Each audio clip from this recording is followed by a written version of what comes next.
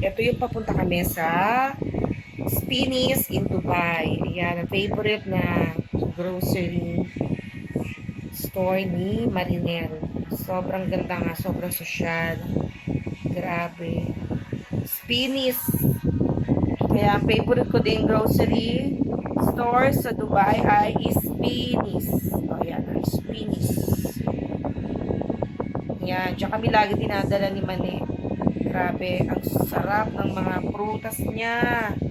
Ang sarap bilhin, ano? Kaya lang syempre mahal siya. Medyo expensive, pricey, pero grabe kumpleto sila lahat ng fresh, organic yung mga yan. O, di ba kumpleto? Ang laki ng mga tomatoes nila. Have a taste. Clementine with lips, Spain. Social. Nako, ang sarap mamili. Ang sarap na madaming money. O, di ba 19 dirhams? Isang kilo. Ito 12 dirhams. Yan, mga grapes, lemons, 47 dirhams. So, grabe. Multiply nyo na lang yan sa 15. Expensive siya, pero syempre, masasarap naman siya. Tsaka mga organic siya.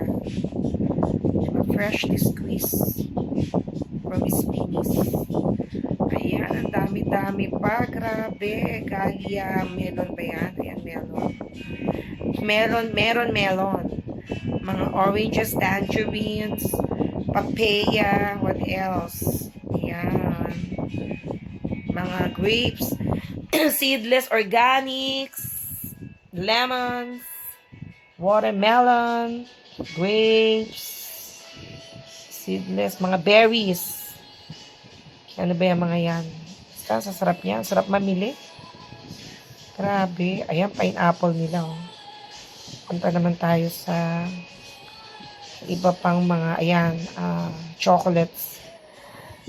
Heart-shaped chocolates. O, diba?